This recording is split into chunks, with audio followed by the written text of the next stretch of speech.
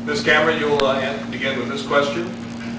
How did you vote in the last Edmond school bond election, and why? 2 minutes.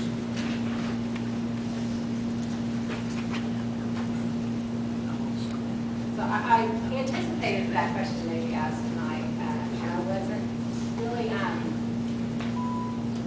comfortable with having to answer it. I guess because it's not a black and white issue. I supported the bond issue, and I felt that for the reasons I supported it because of the kids. I mean, bottom line, that's what it came down to. It came down to the children, and with the children, have the equipment, have the facilities, have the needs that they necessary. Now, was that the right way to, I mean, I don't proclaim to be an expert on knowing the budget. I know that we're operating, Edmond Public Schools district is $135 million a year, and I'm concerned that we need to look at the budget very carefully and see where we can reduce spending and see where every dollar is being spent and why we need to use bonds to pay for the $10 million pool is another issue.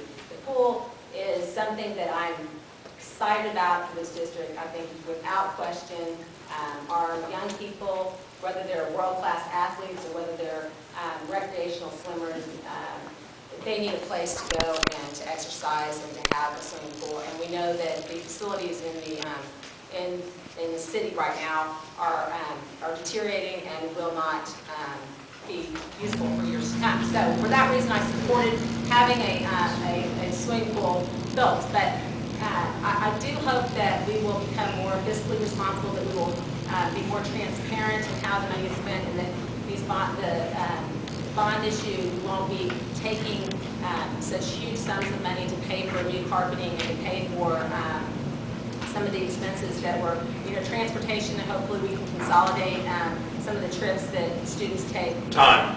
Thank you. Saw that X come. Mr. Harvey, 2 minutes. I voted against it. One of the reasons I voted against it is because we have continued to fund education with flat results. There's a graph that was done by Cato Institute that shows that Oklahoma has funded since 1990.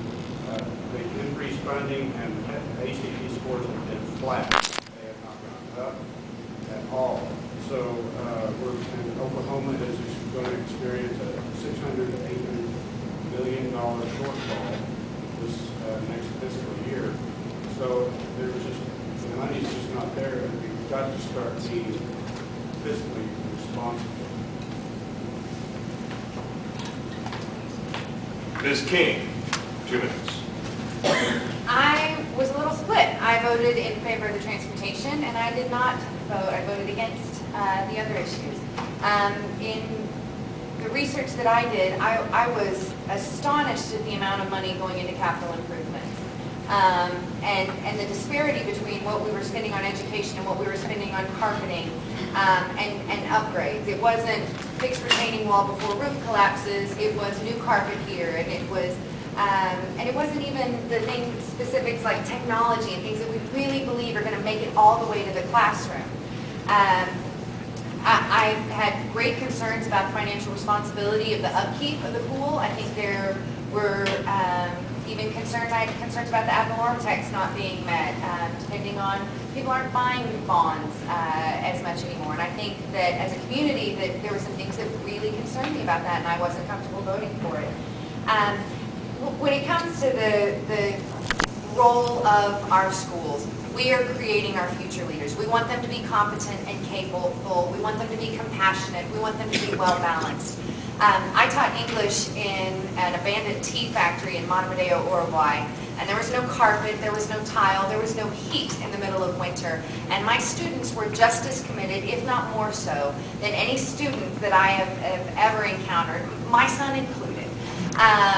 I know that it's nice and I know that it's beautiful and we pride ourselves on having these great resources, but with a finite pool of resources, which we have to at some point accept that we are borrowing from the future, with a finite pool, I have to think we have to be more accountable with how we're allotting those resources.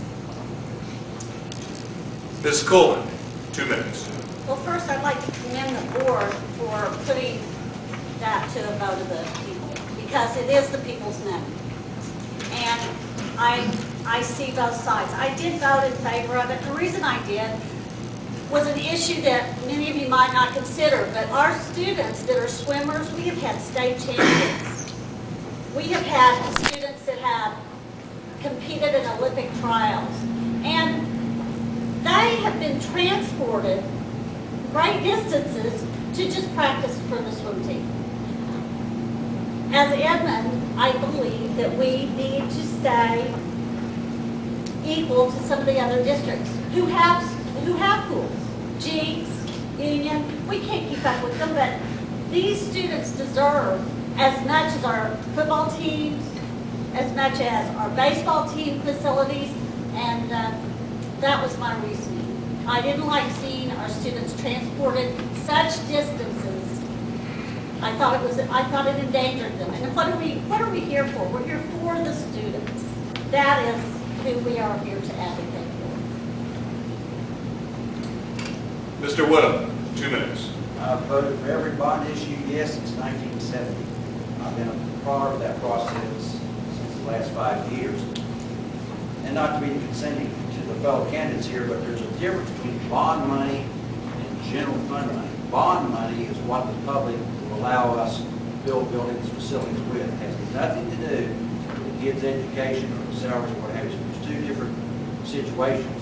We debated a long time, and I really think it's Jamie Young, but I give credit to Jamie. She's the one that said, look, instead of putting everything together, say the swimming pool, needs, transportation, let's split it out, put the swimming pool in separate. So that's what we did. Locally, you mentioned a minute ago the Cato Institute. That may be at a national level, I don't know. But state, locally, our ACT scores are up in all areas. So Cato can say this, or national people can say that, and what have you, but people need to look at the statistics in Edmond. Those schools are up. And our kids predominantly take the ACT as opposed to the SAT. Those are what ACT. Mr. Blaylock, 2 minutes.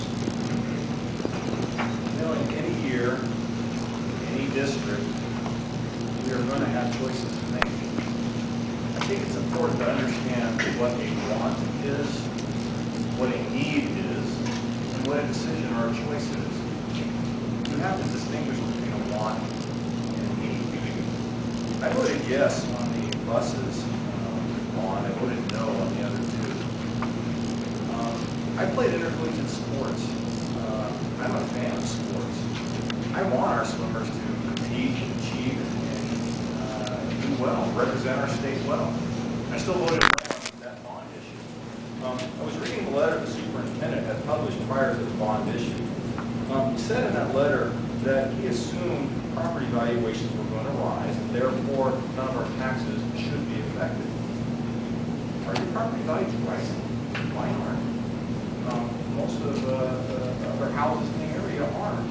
Some are up, some are down, but on the whole, they're down. I don't think that's a good assumption. In my line of work, I have to make assumptions, and then I sink or I swim based on those assumptions. It's dangerous to assume things about money that you don't have. I think it's irresponsible to put forth bond and put our state or our local government in indebtedness like that. That's a trend we're seeing all over the country. I don't like that trend happening here either. I think we're better. I think we can be more fiscally responsible. I think we can go ahead and find another